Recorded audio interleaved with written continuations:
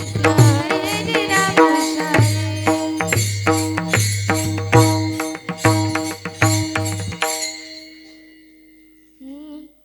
सुंदर ते ध्यान ध्यान उभे विटेवरी सुंदर ते ध्यान ध्यान उभे विटेवरी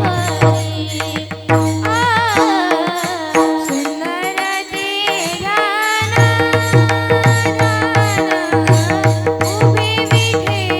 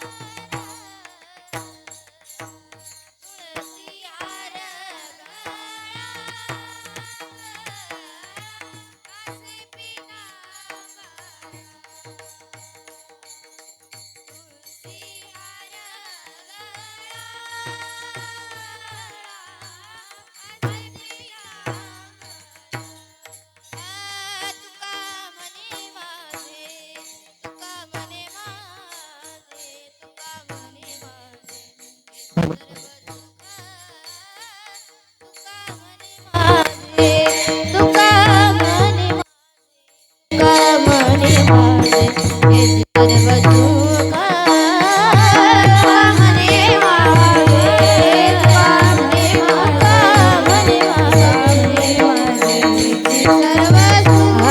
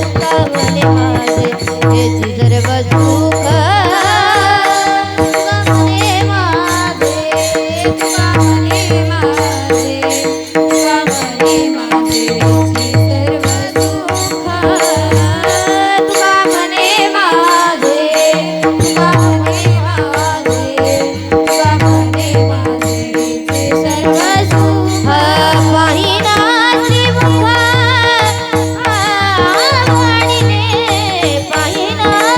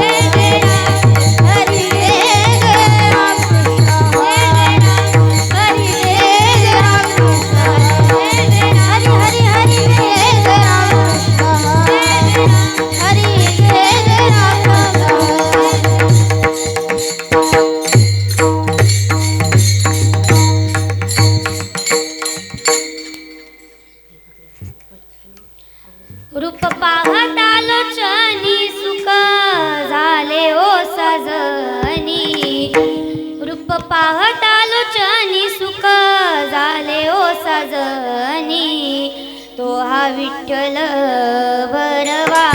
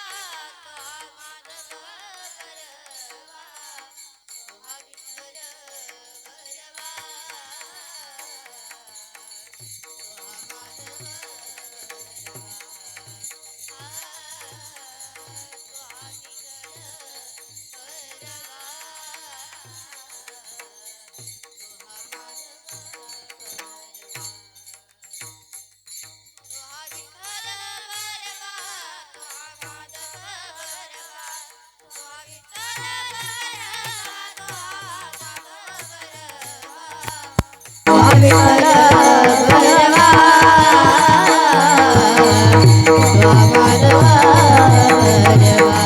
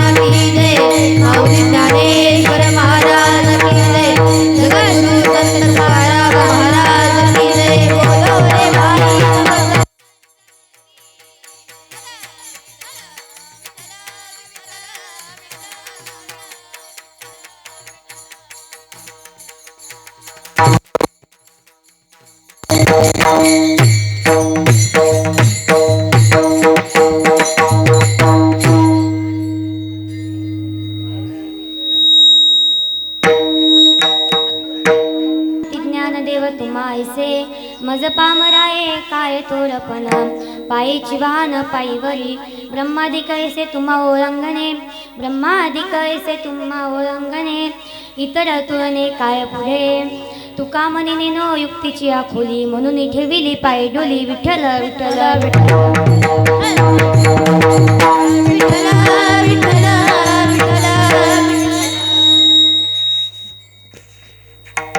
वक्रतुंड महाकाय सूर्यकोटी समप्रभ निर्विघ्नं कुरु मे देव सर्वकार्येषु सर्वदा गुरुर्ब्रह्मा गुरुर्विष्णु गुरुर्देवो महेश्वरा गुरुर्साक्षात् परब्रह्म तस्मै श्री गुरुवे नमः रायगडी मंदिरी वसे माझा राया चरणासी अर्पिते जन्म ही काया ज्याची ख्याती जोडली जगदंबेसी प्रथम वंदिते छत्रपती शिवरायांसी नागेंद्र हराय त्रिलोचनाय भस्मांगरांगाय महेश्वराय नित्याय शुद्धाय दिगंबराय तस्मै नकराय नमः शिवाय रामाय रामभद्राय रामचंद्राय वेदसे रघुनाथाय नाथाय सीताय पते नमः महायोग पीठे तटे भीमरथ्यं वरं पुंडलीकाय दातुं मुनीन्द्रे समागत शिष्टं तमानन्दकन्दं परब्रह्मलिङ्गं भजे पाण्डुरङ्गं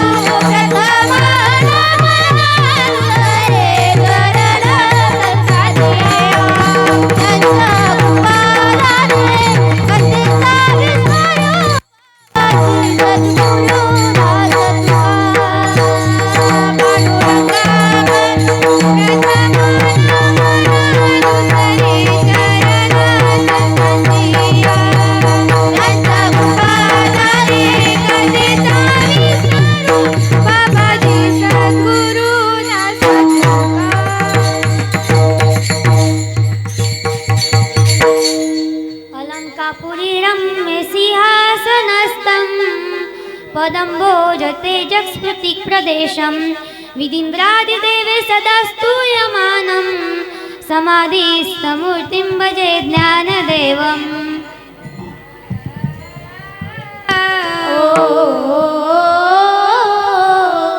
ॐ नमो ज्ञानेश्वराय ॐ नमो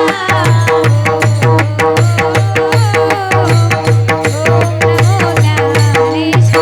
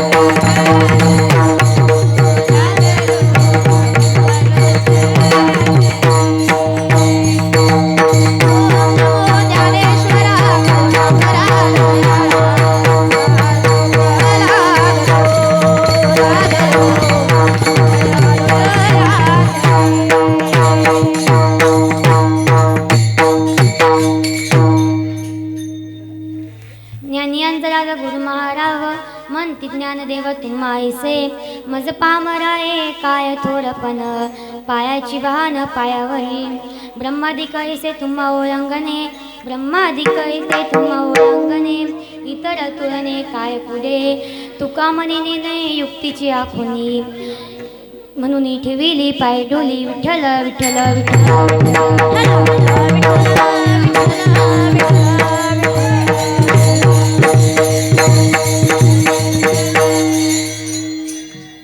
प्रस्तुत प्राप्त प्रसंगी प्राप्त स्थयी कीर्तनरूपी सेवेकरता घेतलेला अभंग देऊचे असणारे देऊ निवासी संत श्रेष्ठसित जगद्गुरु संत श्रेष्ठ तुकोबाराय यांच्या 4 चरणात उत्कृष्ट असा तुमच्या आमच्या परिचयात असलेला अभंग आजच्या सेवेकरता निवडला आहे. विठ्ठल विठ्ठल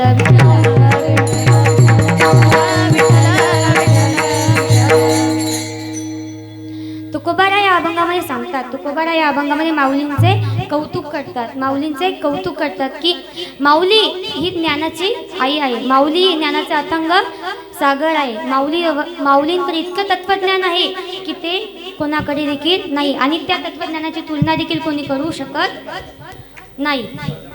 ते म्हणतात की ज्ञानोबाराय हे इतके ज्ञानी आहे म्हणून त्यांना ज्ञानदेव असे म्हणतात. ज्ञानोबाराय हे इतके ज्ञानी आहे की याच्यामुळे त्यांना ज्ञानदेव असे म्हणतात. ज्ञानोबाराय हे ज्ञानाचे देखील ज्ञाते आहेत आणि ज्ञानोबाराय हे गुरूंचे देखील गुरु महाराज आहे. म्हणून तुकोबाराय म्हणतात की ज्ञानदेव हे ज्ञानाचा अथंग सागर आहे. ज्ञानियांचा राजा गुरु महाराज म्हणते ज्ञानदेव तुम्हा ऐसे. आणि मी त्यांच्या पुढे काय आहे तर मी त्यांच्या पुढे शून्य आहे. माझे त्यांच्या पुढे उभं राहण्याचे देखील हे नाही. मी त्यांच्या पुढे शून्यच आहे. माझं पामर आहे काय थोडंपण पायाची वाहन पायावरी. इथे ब्रह्मदिग्गज मंडळी आले पण त्यांच्या तत्वज्ञानाला समजू शकले नाही. इथे किती पण मोठे लोक आले तर त्यांच्या तत्वज्ञानाला आणि त्यांच्या असणाऱ्या दयाळूपणाला आणि मायाळूपणाला समजू शकले नाही. तर आपण इथे काय ब्रह्मादिक येते तुम्हा ओळंगणे इतर तुडणे काय पुढे. तुकाराम महाराज म्हणतात की आपण त्यांच्या पुढे शून्य आहोत आणि आपण त्यांच्या तत्वज्ञानाला काही समजू शकत देखील नाही. आणि आपण त्यांच्या तत्वज्ञानाला समजायला गेलो तर आपली बुद्धी ही हार मानते, आपली बुद्धी ही थकते आणि त्यांच्यासमोर झुकते. म्हणून आपण अगोदरच त्यांना शरण गेलेलं बरं. तुका म्हणे ते युक्तीची आखुना म्हणून ठेविली पायी डोली विठ्ठल विठ्ठल विठ्ठल.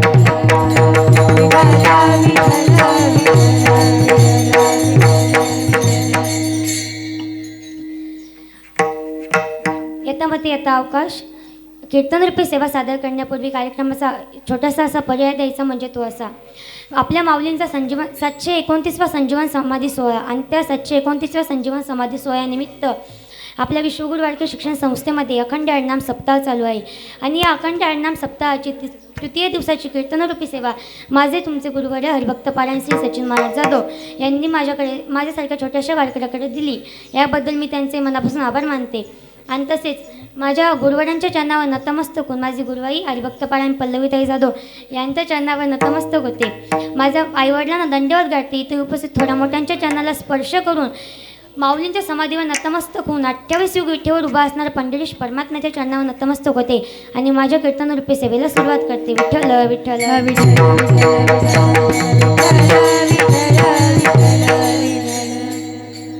आता आज मी कीर्तनासाठी अभंग निवडलेला आहे. आपण कुठे पण कीर्तन ऐकायला गेलो तिथे अभंगावर महाराज चिंतन मांडताना दिसतात. पण अभंगाचा अर्थ म्हणजे काय हो? अभंग हे प्रत्येक संतांच्या मना ध्यानातून बनलेले असते. संतांचे करणारे कार्य त्या अभंगामध्ये संतांनी लिहून ठेवलेले आहे आणि ते कशासाठी तर या मानवी जीवनासाठी लिहून ठेवलेले आहे. आणि अभंग अशी एकमेव गोष्ट आहे की आपण ती आयुष्यभर जरी वाचली, आयुष्यभर जरी गुणगवली तर आपण आपल्याला त्याचा कंटाळा येत नाही, त्याचा वीट येत नाही. का तर भंग नाही नाम त्याचे अभंग असे म्हणतात. अभंगामध्ये काय आहे तर रस आहे. अभंगामध्ये काय आहे तर तत्वज्ञानाचा रस त्याच्यामध्ये लपलेला आहे. सर्व साधू संतांनी आपल्या मानवजातीसाठी अभंग लिहून ठेवलेले आहे आणि त्या प्रत्येक अभंगामध्ये तत्वज्ञान आणि चांगली गोष्ट लिहून ठेवलेली आहे. विठ्ठल विठ्ठल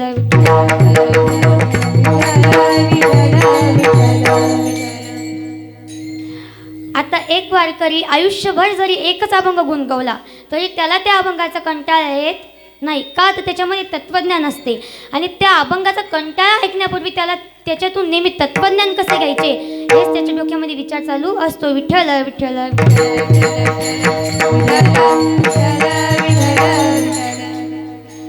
आपल्या भौतिक जगामध्ये जीवन जगत असताना आपण जे काही जगतो त्याला सर्व कारणीभूत देव असतो आणि हे सर्व देवाच्या मर्जीने होते. देवाच्या नजरेतून काही देखील सुटत नाही, कारण देव कसा आहे, तत्त्वज्ञानी आहे.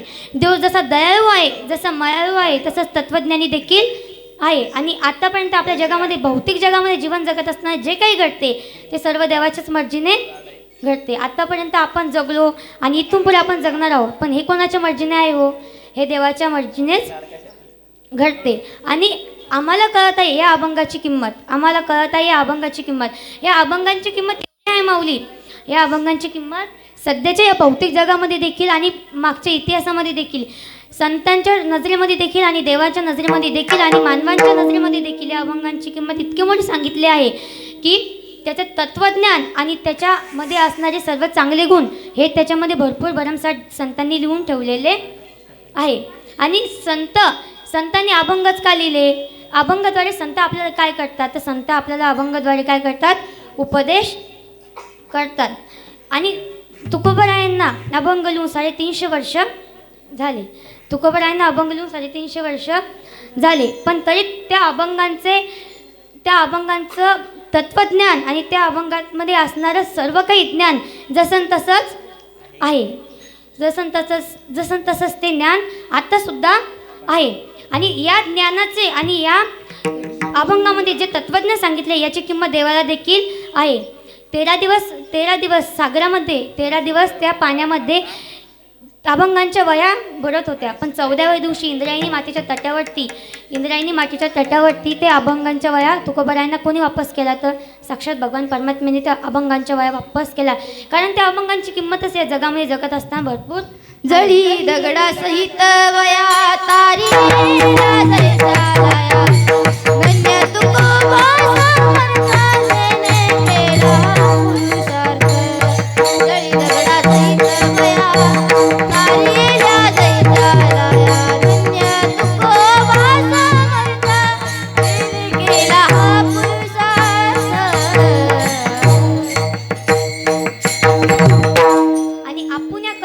जीवन जगत असताना मानवांना फक्त 2च गोष्टी जास्त महत्त्वाच्या वाटतात. एक धनसंपत्ती आणि आपला परिवार. प्रत्येक मानव स्वतःसाठी कमवतो, पण ते असं कधी कानावर आलंय का तुमच्या की या माणसांनी धनसंपत्ती कमवली पण ती शेजारच्यासाठी कमवली? तर नाही. आपण कमवतो आपल्या समोरच्या पिढीसाठी आणि आपल्यासाठीच. पण साधू संत आले पण जीवन जगले देखील आणि अवताराला आले देखील. ते कशासाठी? तर आपल्या मानवजातीसाठी आले. आणि या अभंगांच्या वया जशा देवाने वापस केला तर का या अभंगाचे महत्त्व त्यांना होते. आणि त्या अभंगांसाठी साधू संतांनी स्वतःचा परिवार देखील सोडला. आपण आपला परिवार कोणत्या गोष्टीसाठी सोडू शकतो का हो? तर नाही. पण त्या अभंगांचे महत्त्व इतके होते की साधू संतांनी त्या अभंगांसाठी स्वतःचा परिवार देखील सोडला. कधी भंडारी डोंगरावर जायचे तर कधी कुठे पण जाऊन ते तुकोबराय दगडाच्या टाळाने देखील ते अभंग गायचे. आणि अभंगांचे तत्त्वज्ञान लिहून तुकोबरायांनी आपल्यासाठी ठेवलेले आहे. विठ्ठल विठ्ठल विठ्ठल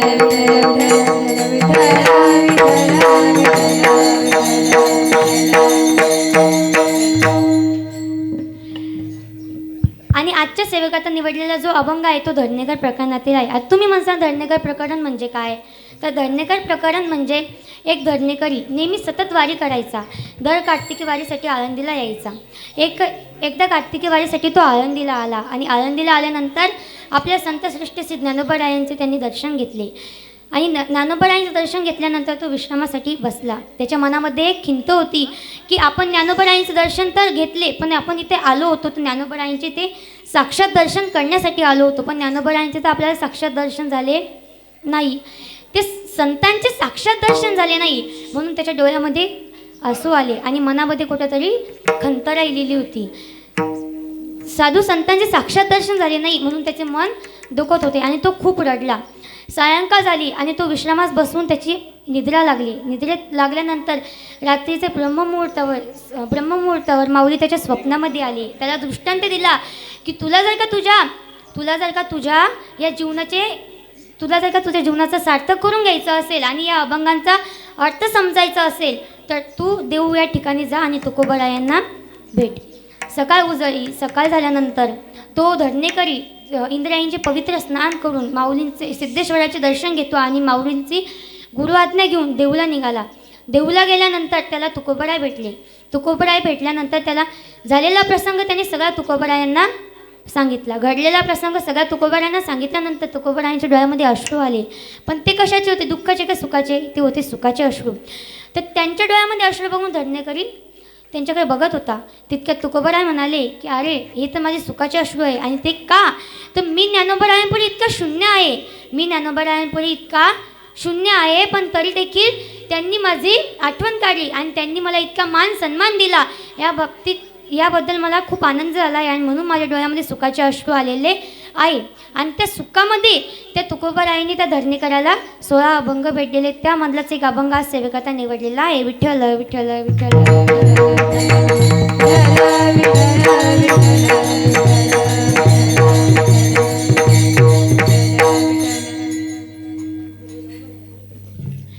आता तुकोबराय म्हणतात की ज्ञानोबरायांजवळ इतके अथांग ज्ञान आहे की त्या ज्ञानाचा आपण विचार देखील करू शकत नाही. त्या ज्ञानाचा आपण विचार करायला गेलो तर आपली बुद्धी हरते, आपली बुद्धी थकते. इतकं ज्ञान त्या ज्ञानोबरायांजवळ आहे.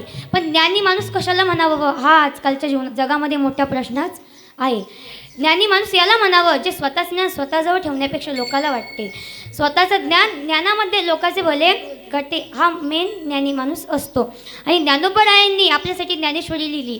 आपल्यासाठी त्यांनी चांगदेव पासष्टी लिहिली, अमृत अनुभव लिहिले आणि हरिपाठ देखील लिहिला. पण ते कोणासाठी? तर आपल्यासाठी. या भौतिक जगामध्ये जीवन जगत असणाऱ्या व्यक्तींसाठी त्यांनी ते लिहिले.